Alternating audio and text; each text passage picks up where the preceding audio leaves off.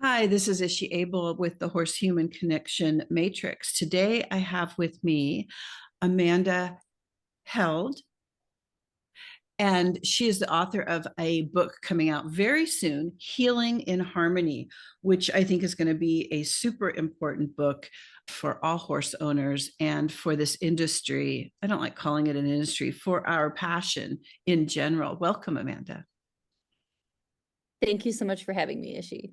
Yeah, this is great. I've been wanting to have more conversations with you. So I know you a little bit from the 6 o'clock Pacific time morning meetings that you've been having. So why don't you tell me a little bit about what you're doing, about how you started this morning meeting, about why you're writing the book. Just tell me about you.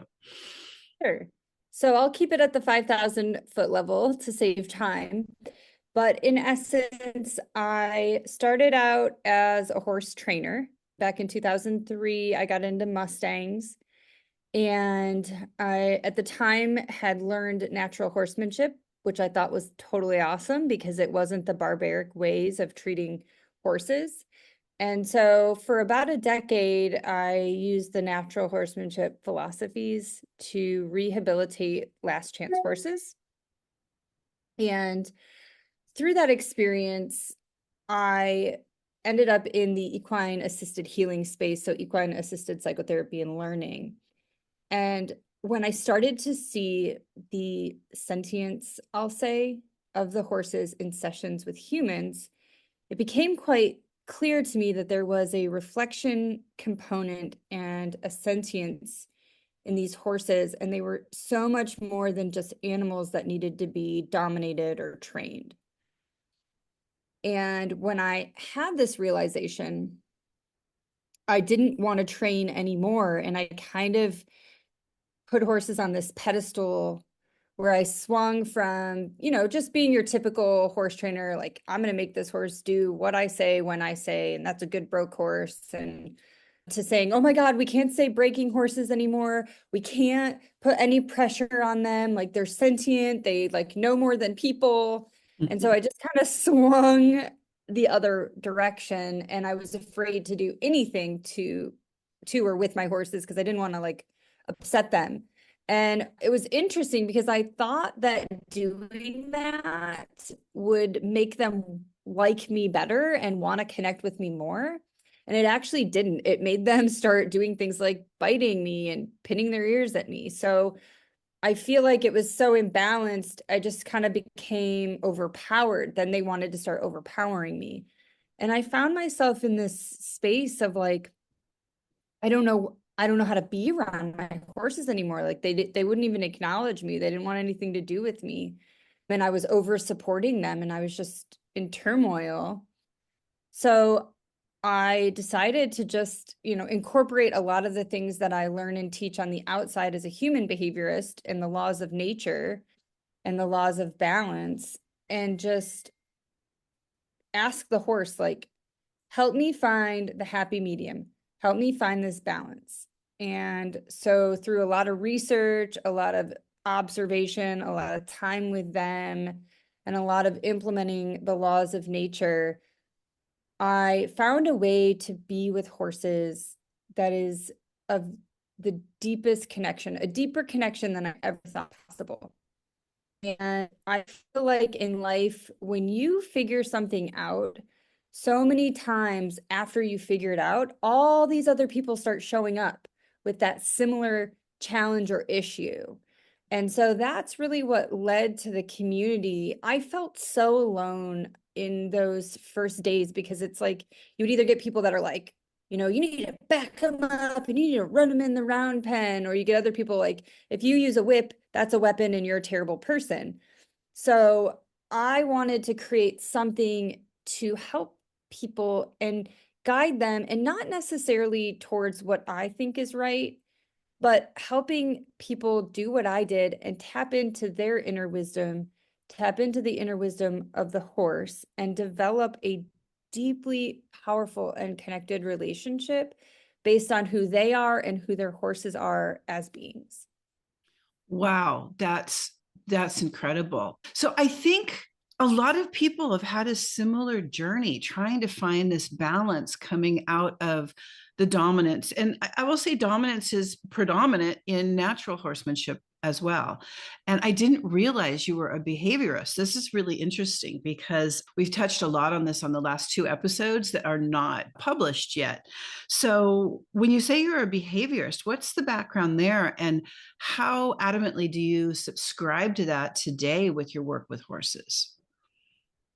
Well, it's quite interesting. I started out in getting my degree in equine science, and then I kind of took, when I had this realization about the sentience of horses, I was really heavy into like the equine assisted learning space. And so I really left horse training kind of altogether, other than rehabilitating horses that were donated to the sanctuary and getting them into our human program. I became very, very interested in human behavior. And again, I believe, our voids create our values, right? And so our struggles shape the path that we're on. And so in 2013, my dad, who was my business partner, my best friend, my partner in crime, we ran our boarding and training facility together. He passed away unexpectedly, and I lost everything. So I lost my dad, I lost the farm, I had to rehome most of my horses. And I found myself in this space of just really, really, really poor mental health. Just shortly before that, I had actually ended up in the institutionalized for my mental health. I was diagnosed with a lot of things like bipolar, complex PTSD. And what I went through after losing my dad, by everyone's assumptions, was going to just make me curl up into a ball on the ground and die and give up. But what happened instead is a divine timing, I was introduced to the DeMartini Institute, and that is for personal development and behavior. Dr. DeMartini does a seminar called the Breakthrough Experience, and I had signed up for it just in pure desperation. I was very, very heavy at that time into my victim energy and my victim story, and I just really didn't want to be alive anymore. And so I found this institute and I went to this breakthrough seminar, and it fundamentally changed the way that I see the world, my life, and everything in it. And in that experience, what really stood out to me is the incorporations of the universal principles and the laws of nature. So after I got through the seminar, I really took a deep dive into these laws. And I found that there is actually a framework that can explain and give you understanding about everything in your life. And the why we behave the way we do, why we perceive the way we do, what is this whole free will versus predestination? It was really like a look beyond, excuse me, beyond frameworks. And it changed my whole life. And it gave me a life better than I ever thought would be available to me. And so in doing that and doing the work on myself first and changing, I took a lot of classes on human behavior. I did get my master's in psychology just because it made sense with the path that I was going on. And it was good to have an understanding, again, of both sides, right? Like the psychological side, but also the behavior side. And when I was in school, I took a behavior class specifically. And it was the most amazing, my favorite class I've ever taken in college. And it made me realize that our psychology, and this is my belief, but this was the awareness I had. I believe that when we treat our psychology, or our psychology is really a symptom of our biology. And I'm going to explain that, because when I say that, people typically get the same look you just gave me, like, what the hell does that mean, right? But there are things intrinsic to humans in our DNA, in our systems, in our biology that really govern our behavior. And we like to think that we're these sentient beings in control of everything. And And really, when it boils down to it, if something happens in your perspective that's a threat to you, your biology will override everything that you know, and it will start driving your bus. And so I had spent decades in therapy trying to heal from the complex trauma, trying to treat all of these symptoms. I tried medication, I tried EMDR, I tried all these different types of therapy, and nothing made me want to live or even really made me feel better. I think with everything I tried that failed, I just felt a little bit more hopeless.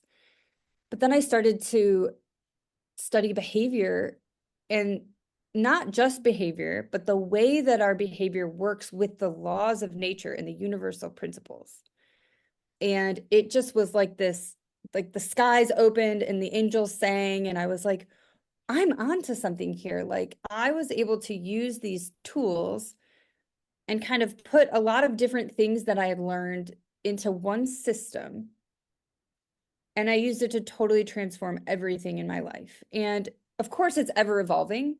And I always tell my students, like, if I'm teaching you the same thing in 6 months that I'm teaching you today, I've failed you as a teacher. Mhm. Because the journey is a spiral and the journey never ends. But I ended up putting all of this, the horse piece, the human behavior piece, the psychology piece, and then I have 23 years in the military, active duty Air Force, and also Air National Guard, in which I'm still serving. And so the military piece was heavy on my heart as well, because when I got out of the military in 2003, that's when my mental health tanked. It was a wild Mustang named Shelby that really saved me and kind of started the whole process. And she's 23 years old today. I still have her out in the pasture. But I knew that our veterans needed help because I would know these people, and I'm not a combat veteran, but I would know a lot of these people and I would support a lot of these people.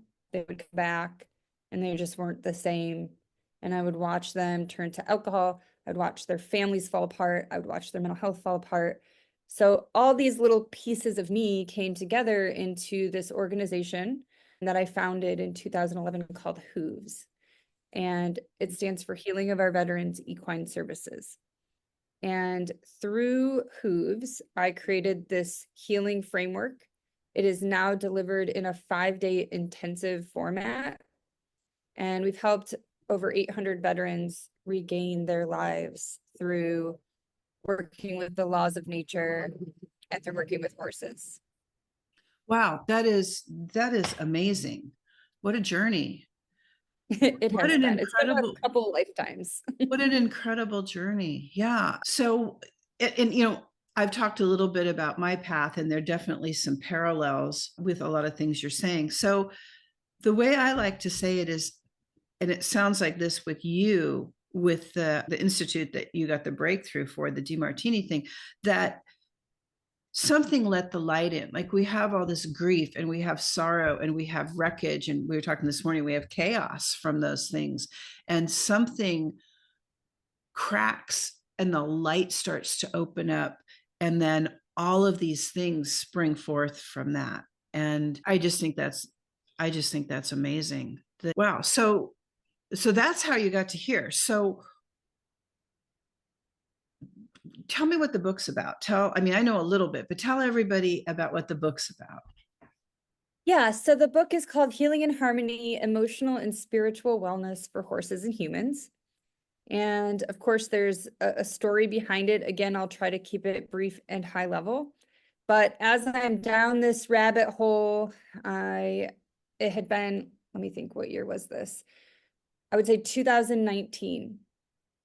So I've been running the program for almost a decade. I'm having a lot of spiritual experience with horses. I think that learning is multifaceted and should come from different areas. So I'm always in a textbook or a educational book. I'm always in a research project. I'm always in just going out and spending time connecting energetically and telepathically with the horses. And then, there's your own journey, which I believe is never ending too. I believe the day we stop unpacking stuff is the day that we're not here anymore. So I have all these different things going on, and I think that through my own journey, again, because I think that's probably how it starts for everyone, I found myself in a place of a lot of stress and pressure. And I didn't realize it at the time. I was just trying to, like, chop wood, carry water, move forward, make progress in my life. But I realized in hindsight that I really was kind of lighting myself on fire to keep other people warm, if that makes sense. Yeah. I am a peacekeeper, right? And so it's easier because I'm strong, because I'm independent, because I don't like conflict. A lot of times it's easier to just let everything roll off your back, right? And that was like my philosophy, like, be like water, just let it roll, right? Some people are like, oh, the way of life is ultimate surrender, just surrender to everything. Well, I promise you, from my experience, that didn't work out too well because I was denying the truth that there were things happening that I wasn't okay with. And, running a nonprofit is a lot of pressure. It's the world of nonprofit is changing. We have about 45 volunteers that work for us that we could not afford to pay if we had to. So I'm trying to manage these volunteers, the relationship between my husband and my daughter. The stepdad was really bad at the time and they were always fighting, and I was playing mediator there. Then I'm constantly cultivating donors. And, when you're going to cultivate somebody that's going to give you money, you really have to support their values and ideas. And so I found myself just in this space of like pure depletion Can and I keeping it. ask you? Yeah. Can I ask you a little bit? There's some points of real interest in some of the things you've said. So, from having a personality type that wants to placate and keep the peace and let things roll off of you, to like this morning in the session, I said something that was the result of a belief, and you called me on it right away, and in the most gentle way. And I love it when people do that. Like, I want to challenge my beliefs. I want other people to challenge their beliefs. But between getting to that point and to a point where you're managing 40 volunteers, you can't manage 40 people and have things roll off of you when you're directing them. I mean, you can have some things roll off of you, but it's a very different personality type. How did you get from A to B? Well, I'm about to tell you. Okay, sorry. So, no, this is perfect. That was a great question. So all of this is going on, right? And I have this miniature horse that was born at our farm in 2019. He was born on Memorial Day. His name is Patriot, and he was born with dwarfism. Okay, and he's just a man. He's a fighter. We didn't think he was going to live originally. He had some complications, and he's like the comeback kid, right? And so he very quickly, I like bottle fed him, and he was like my baby. And so we had this really deep spiritual connection, right? And then one day I woke up and went out, and Patriot couldn't stand. He was down. And, when we did get him up, he could barely move. He was like 5 out of 5 on the neurological scale. Like, he just was a disaster. And so it was during COVID. It was like 2020. And we took him up to Michigan State, and we couldn't go in because of COVID. So they took him and they x-rayed his spine, and they came back and they said, look, he's got a Chiari malformation. So that means C1 in the vertebrae is not formed correctly. And he's got compression in his neck at C6 and C7. He needs the surgery that they do for wobblers, the basket surgery on the vertebrae, $10,000 a vertebrae. And I was like, well, I would never put this baby mini horse through that. That'd be cruel. It would be cruel. So I said, well, did you look at his feet? Because when he would stand, he was very under himself, like a founder horse. Mm-hmm. And I had already had his feet x-rayed, and the feet didn't show anything, but they were like, nope, like, we aren't going to waste your time or money with feet x-rays. Like, his spine is jacked. That's why he's neurological. He can't function. Okay. Take him home, call the vet, make an appointment to have him put down on Monday. And when all of this started, I told him, I said, listen, I don't want to be selfish in this. I want to do what's best for you. So if you want to go to heaven, if you want to stop fighting, whatever, stop eating, and then I'll know. And I swear to you, Ishe, every time, whether he was laying down or standing up, every time I would go in the barn and he would see me, he would grab a mouthful of hay and just start violently munching on it. So I was just like so torn because, here Michigan State says it's a spine, like you can't fix that. And so I was like, well, you know what? I'm going to make you comfortable through the weekend. Here, have some Banamine. I gave him some Banamine that night. Saturday morning, he's up, like totally up on his own, blinking at me, eating as soon as he sees me. And I'm like, okay, well, if this was full-blown neurological, the Banamine wouldn't have done it. Right. So I did have the vet come, but instead of putting him to sleep, I had her x-ray his whole legs and I needed to see the whole picture. And when it was the digital radiograph, and when I saw the picture, his coffin bone was 90 degrees in his hoof. Wow.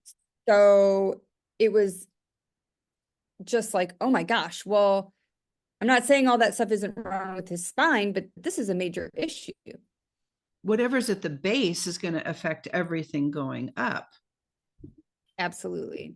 Absolutely. So I was like, okay, we are not putting him down. We're going to figure this out. One of my best friends, she actually wrote a little excerpt in the book. Dr. Jackie Insko, she's a veterinarian, but she also does a lot of holistic stuff as well. So she does both. And she referred me actually to an equine podiatrist.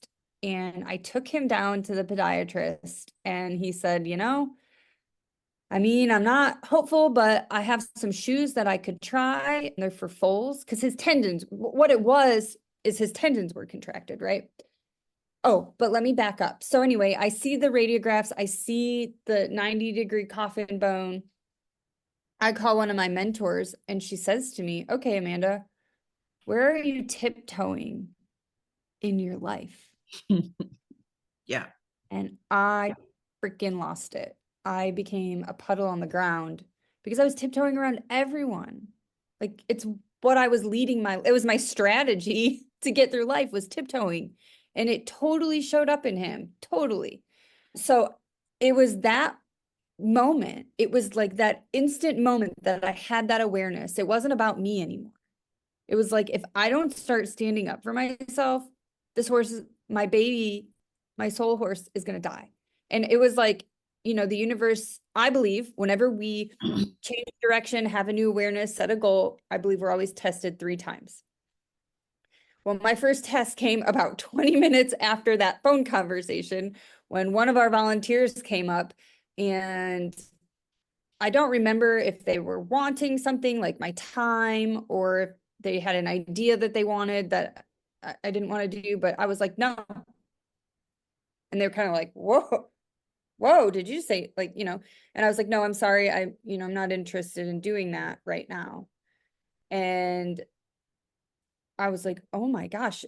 And then I think you go through this thing when you're like a chronic people pleaser where you're like, was I just mean? Like just setting a simple boundary or saying no feels like mean. So, but then it felt kind of good at the same time. And I knew at that point that it was not negotiable and that I had to totally restructure my boundaries. And I did. And I just did. I just started speaking my truth. And there were some people that flipped out and they're no longer in my life. And I just, bless them on their way. No hard feelings. But what speaking my truth helped me realize is that there were a lot of people that were in my life that weren't reciprocal. They were just there because I was a doormat and they could get whatever they wanted. And when I stopped giving them their way, they didn't, I became the villain in their story and they left. But then what happened is new people came in. And when we look at the natural law of balance, we'll never have a loss without a gain.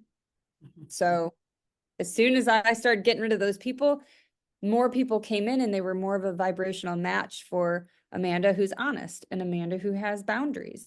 And so I was doing all this really, really challenging work, but rewarding work. I was making changes, implementing everything.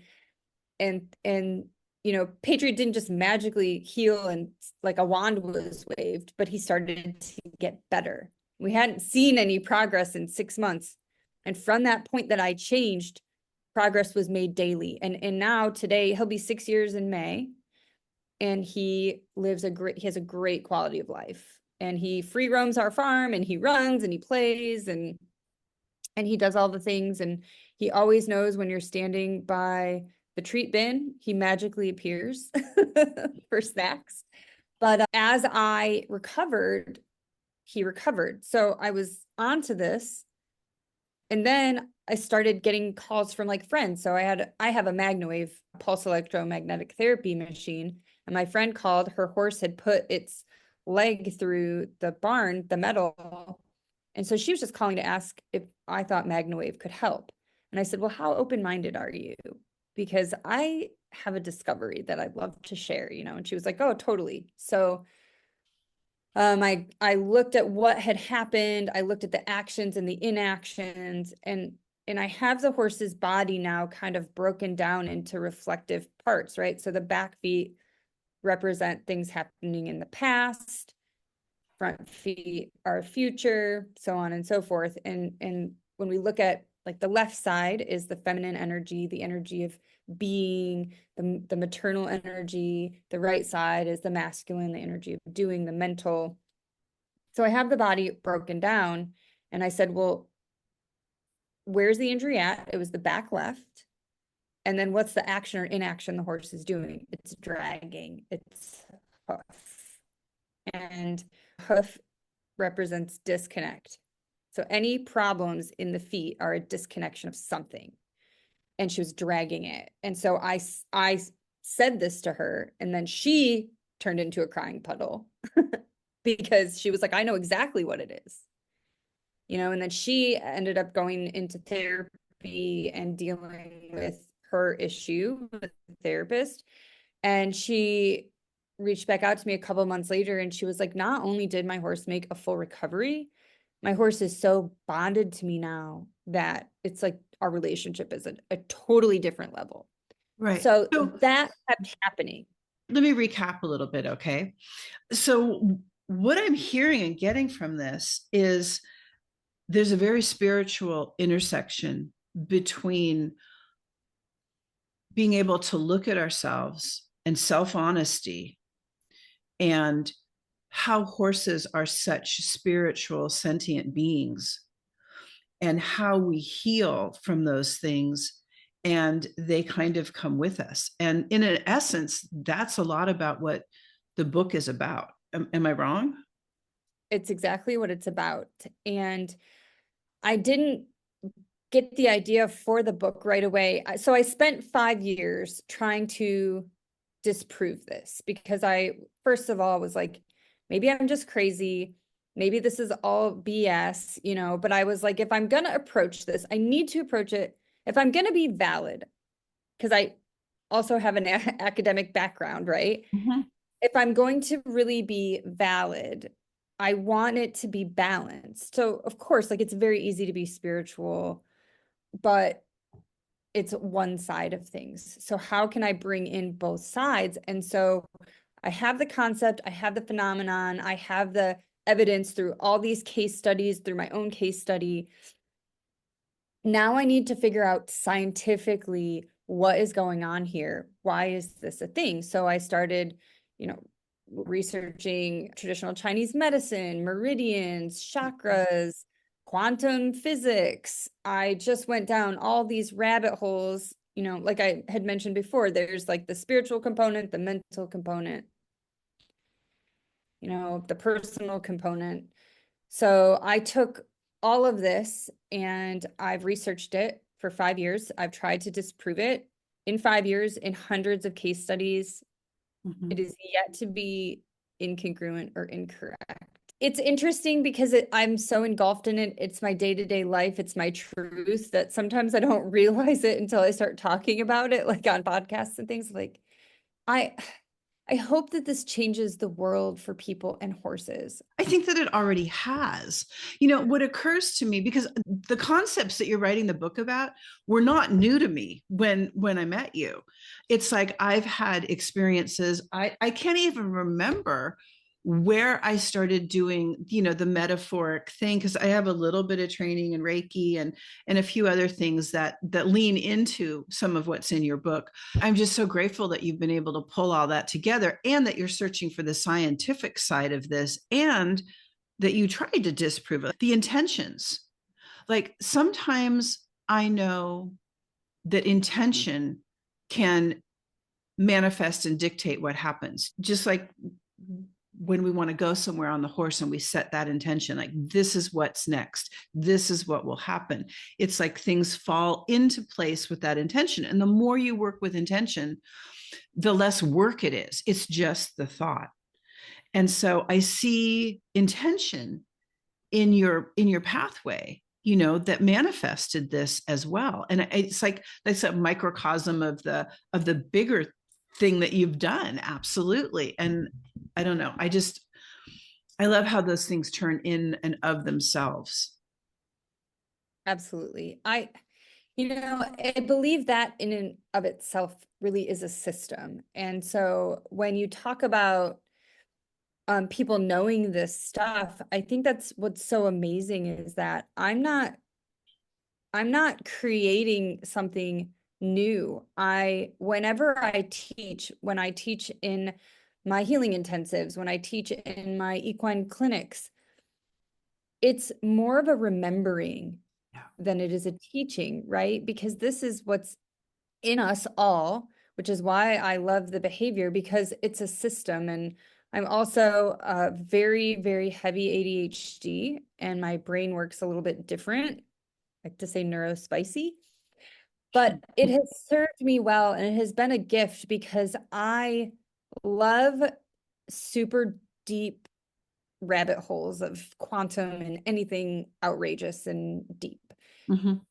But there are people that don't, number one, and there's people that can't see it yet.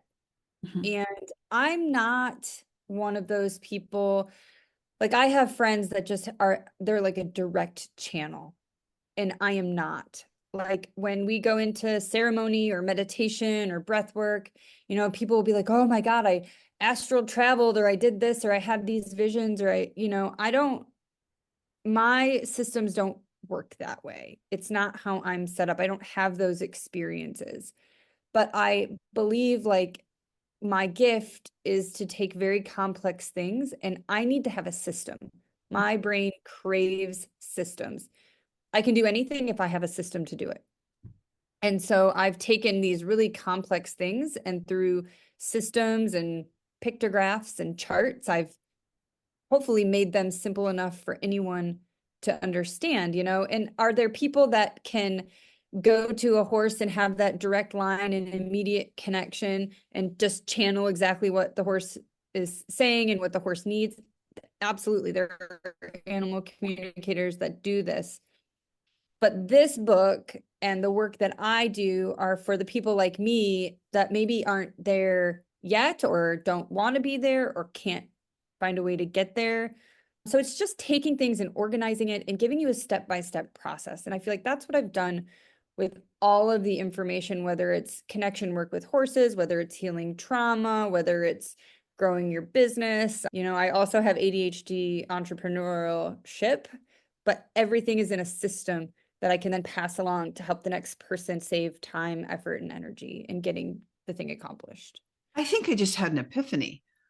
Cool, share. Okay, so I have a podcast episode about release work, and it's all intuitive, and it's something I do to bond with my horses. It's, a little bit of Masterson, a little bit of Cummings, a little bit of, me, a little bit of just bladder meridian and acupressure. But the thing is the feedback loop in a very regulated, co-regulating, taking it down meditative way when I step into this space with them. And I just got this flash of like, if I overlaid your system with what I'm doing, because during these sessions, they will point out on my body what corresponds to their body, where they want me to work. and then we energetically work on that place on their body.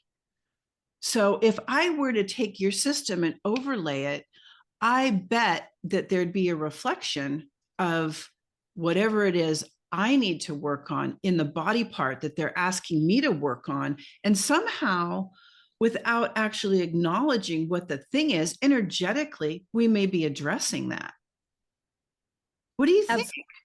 Oh, I think you're spot on. I think you're spot on. And actually that is the perfect description of my intention for this book. It's meant to be a piece of the puzzle, and I'm it's getting meant to really bad streamline. goosebumps. It's like, oh Yes. my Okay, gosh, cool. That's right? yes, absolutely. And so that is exactly what the purpose of this book is. And so what it is, talk a little bit more about what it is. There's some explanations, some frameworks. I talk about the morphic field. I cite some of the research and the validating perspectives that other well-known professionals have used to come to these conclusions. So it's the first part of the book is just kind of laying the framework and building up the evidence. The second part of the book is a breakdown of the main body parts of the horse. So, and then what their spiritual root is. And so like I have my book open here. I can just give you an example if you'd like, excerpt from the book. But it talks about also like the symptoms and the positioning of the book. So like right here we have ears. So ears symbolize the ability to listen, communicate, and receive information, both in terms of external messages and internal truths. For both horses and humans, this area represents openness to hearing and understanding, making it central to effective communication and connection. When issues arise in the ears, whether physical or behavioral, they often reflect a deeper struggle with hearing or accepting the truth. And so the emotional root of the ears is hearing the truth or feeling heard, right? Right. And so the ears are linked to emotional challenges such as difficulty hearing truth, feeling ignored, or struggling with communication. When a horse appears to be deaf to commands, unresponsive, or has ear-related issues, it may mirror the handler's feelings of being unheard or unable to accept reality. Similarly, humans may find it hard to accept feedback, feel dismissed, or struggle to express themselves clearly. So there's the explanation of the body part. Then I have some key questions, some facilitative questions that you can sit with in order to actually create a shift. So it's bringing into your awareness, what's going on. And so you can say, okay, yeah, I actually have something going on in my life right now. Somebody's been telling me something. I don't want to accept it. Okay, I see where I'm doing that. Okay. Then you can go to the key questions. So the question for you would be, how can I become more open to listening and accepting the truth? And how can I ensure that my voice is heard? Then there's a question for the horse. How can I help my horse feel more heard and understood in our interactions? And then the spiritual root of that is the throat That's what I chakra and receptivity, right? So spiritually, the ears are connected to the throat chakra, which governs the ability to listen, understand, and express truth. Blockages in this area can create resistance to both inner guidance and external feedback. okay. So I just want to be the devil's advocate for a sec. Like that totally resonates, makes sense with me, and I get it. And the first thing that was occurring to me when you started talking was, of course, throat chakra. So why would it be the ears and not the throat? Well, it could also be that, right? But you have to look at the action or the inaction, Okay, that makes sense. right? Yeah. And I explained that also. So, the action or the inaction is definitely a key factor in that, right? And so if you aren't speaking your truth, that typically shows up in your throat, in your thyroid primarily. But if you're not hearing, But if listening, you're not accepting, hearing it, right? or accepting it, that's when it will show up in the ears. So I have each of the body parts broken down like this, and then I have facilitative questions. Mhm. And then I also have the 65 most common equine illnesses or injuries as well. So, colic, laminitis, ulcers, things like that. And I have all of the kind of the same framework. So it's the spiritual root, and then some facilitative questions. Can you foresee a day when veterinarians use this book? So they already are. That's amazing. My friend, yes. So my friend Dr. Jackie, yes, she is always, the book is not out yet, but she's always texting me, and she's actually helped me through the years kind of develop that. So yeah, she'll text me like, okay, what's the stifle? And we text back and forth and laugh at ourselves because we're like, it's always so like, and I had some stuff going on with one of my horses and we were texting about it. And I'm like, I hate it when my work is so freaking accurate. It's so annoying. But It can be, but you know what's more annoying? Because now I'm flashing back on a woman that I worked with for a little bit with a horse with all of these problems with their hooves, and up and back to the veterinary hospital, which is like 2 hours away, put that horse through years of torture, and then it had to have it put down. And early on when I worked with her, I got the message, that this is about you not being able to deal with death. And I don't know what that would be. I don't remember the exact injury with the hoof. I think it was like a growth on the leg just above the coronary band. And so what I was saying is it's great to know this stuff when it works and there's receptivity, but to see it and know that that person's journey is just to go through the suffering, and there's nothing, you can't get in the ears, there's just nothing that's going to help them see the truth. That's just really tragic, especially yeah, for the horse too. yeah, absolutely. And we have a saying around here, the lips of wisdom are sealed except to the ears of understanding. Yeah. And so I always ensure that people have the ears of understanding before I even share anything about what I do. And if they don't, I mean, I know that there has to be balance in the world. And I guess it's how I've processed this, because when I really first started waking up to the sentience of horses, and when I started to hear them, I became traumatized. I remember I was at an Equifest, a very big Equifest. I will not say which one. And I was walking through the stalls, and the horses were just like, help me, and I could like hear them, and it was just like a sensory overload. I had to like leave the barn, and I was just like sobbing, and I called one of my mentors, and I was like, why is this occurring? Like, why is this happening? And she never gave advice, because that's what good facilitators do. They only ask questions. But she said, how would your feelings change right now if you knew that those horses had signed up for that mission? And I was like, well, I still don't like it. But, Mm-hmm. if we go back to the laws of nature, I mean, nature is both kind and cruel. Both exist and both serve it's if you are willing to go there and look that's at that. that's really true. Wow, this is a great conversations. I'm so glad that you have written this book. If we have time, I'd like to ask you a couple of more questions. It's more kind of back about writing. Do we have a little more time? Oh, yeah, absolutely. Great. So, do you believe all horses should be ridden and want to be ridden? Absolutely not. Okay. I don't think that any horse really wants to be ridden. I think that if your horse has a connection with you and they see you as part of their herd, that they will tolerate it. And this is something I grapple with, because there's days where I'm like, I should never ride another horse again, because I think it's, like, no, it's not something a horse would ever do if they had the option to do it, right?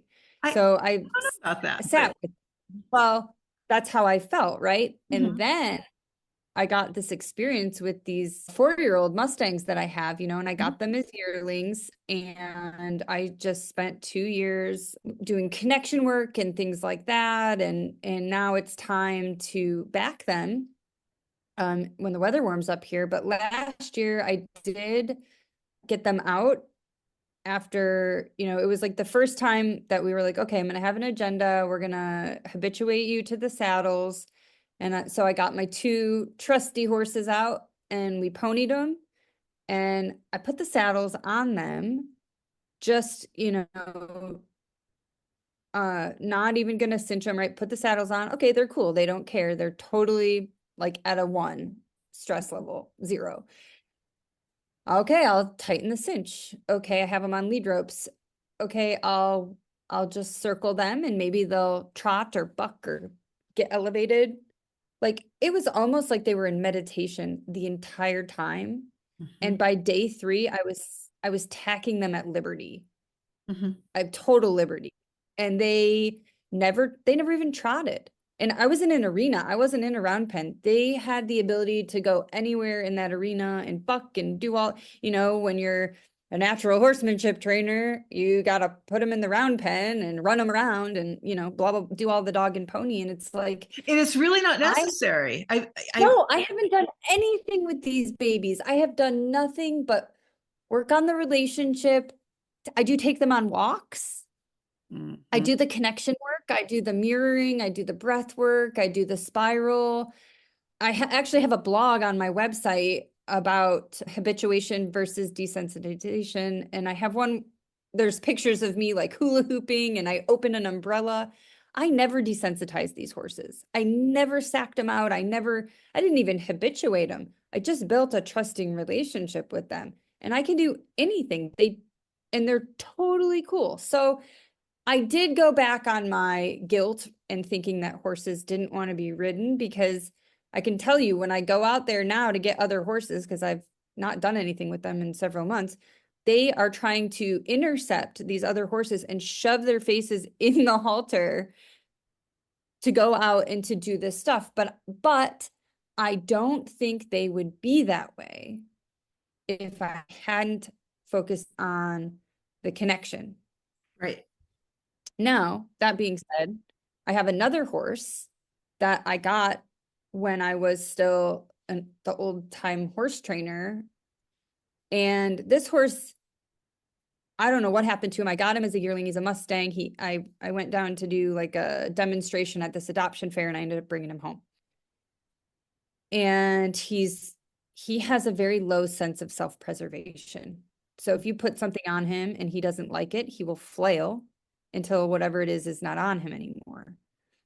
And I did, back in my old ways, in my old days, I did saddle him and I did sit on him a couple of times. The first time I sat on him, he let me get on, get off, get on, get off, get on, get off. And then when I asked him to walk, he freaked out at the movement of the saddle and he launched me headfirst into the round pen wall. Thank God I had a helmet on.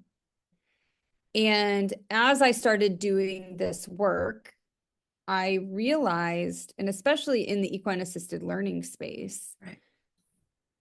like he is a little bit of an anxious guy. And I was so determined to try to change that about him, because that's what we do, right? We have to make these horses be what we think that they should be. And I realized that he just is who he is. And he is not interested in ever being ridden.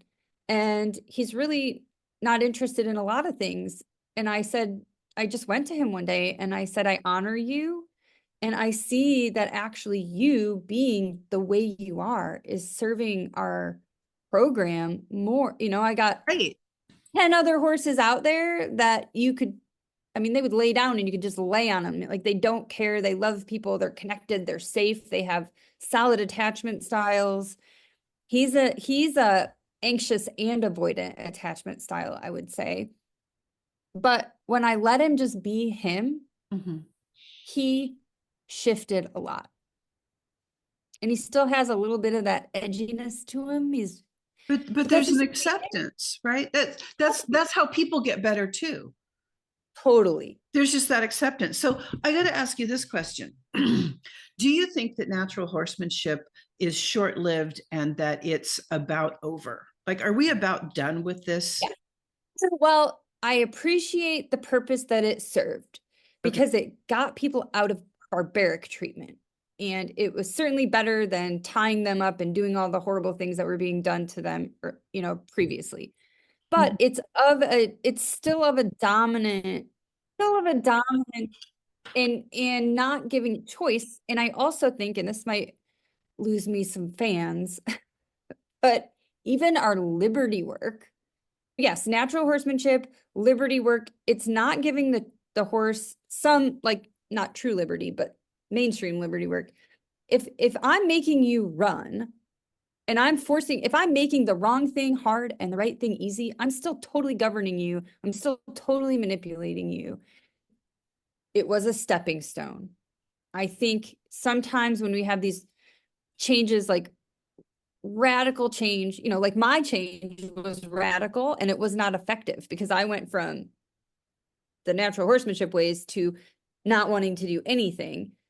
That's not effective either. There's a pendulum that swings, and then you find the balance. Yeah. And then, and even that is in a revolving spiral, right? The only thing that's constant is change.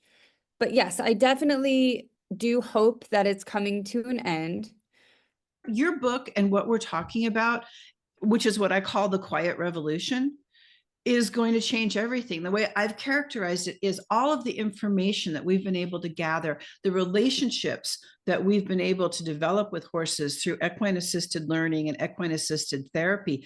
That I used to call it the tipping point, and I've been waiting for the time when this tips into the world of horse shows, the world of natural horsemanship, the world of a lot of old ways that are simply not necessary. I mean, when I first heard a Warwick Schiller interview Nashawn Cook, I called them both. And I called Warwick Schiller and I said, why would you go through all that when you could just talk to the horse?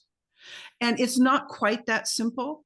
My autistic brain oversimplified everything, but it's about that relationship. It's about what you're talking about. And I am excited to see the natural horsemanship go by the wayside and people have a deeper understanding of the sentient spiritual nature of horse and what they're really here to offer.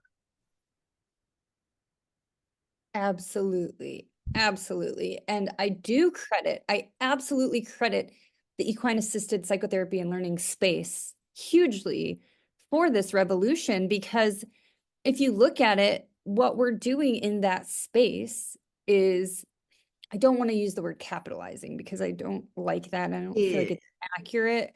But what we are doing is we're employing the natural abilities. Everything that a horse does in an equine therapy session, that is their natural way of being. They don't turn it on and off. No. They don't have the capability to turn it off. That's just who they are and how they show up in the world. And so what that told me is that it's never off. It's not. So that means it's holds true just as much in the training space as it does in the therapeutic space. Now, it's up to the person if they want to see it or not. Right. But it's always present. It's always present, and you can choose to align with it, recognize it, learn from it, grow from it, or you can choose to ignore it. But it's there, whether you want to believe it or not. And sometimes I feel like they have waited so long and been so patient with us to see it. Well, I think it's an evolution just like anything. I mean, I believe, this is just my personal belief, but that horses are a gift to mankind who have come alongside of us to really, I mean, horses have had a firsthand role in the evolution of mankind. It's true. Right? It's true. Whether it's, hunting, plowing, building, hauling, fighting, those are all the old ways. But again, as we look at evolution, we don't need them to do those things anymore. So their role is changing. And, I don't know. Personally, I'm not interested in the competition space personally. It has no interest, been there, done that. But what has happened, and I believe the future role of the horse, in helping us in our evolution is we are disconnected. We are disconnected from nature. We are disconnected from ourselves. We are so unintentionally, well, intentionally, but unintentionally to us, brainwashed by overstimulation of information, technology. You know, we have lost touch with who we are and how we were meant to show up and move through life. And that's what horses are showing us now. They're bringing us home to ourselves. Wow, that is so beautifully said. And some of the phrases that you chose are in previous podcast episodes, echoed by other guests. And that was like such a beautiful. Oh, I loved what you just said. I think because that's so important, this might be a good place to stop. Yeah, I love it. Thank you so Yeah. much for the opportunity to share and No, chat. no, this is wonderful. Thank you so much, Amanda. I am I'm very pleased to have had you on the show. Thank you. And if people want to join our SKOOL community, if you want to get involved with the community, it's my website is equinewisdominstitute.org, which I'm sure you'll put in the comments. But if you go to the website, you can join the SKOOL group from there. And it's really just a community. I say it's a community for people who have heard their horses talk and they don't know what the heck to do about it. Or they've been talking to their horses for a long time and they want to share and help other people who are new. So it's really an evolved community, a judgment-free place where you can go and you can ask questions or you can share your wisdom and help elevate the consciousness of horse owners. It's beautiful. I'm enjoying the community so much. I'm so glad I found you. Thank you Oh, for being a part of it. yeah. And thank you for the opportunity to come on your podcast. Yeah. No, thank you. Thank you so much.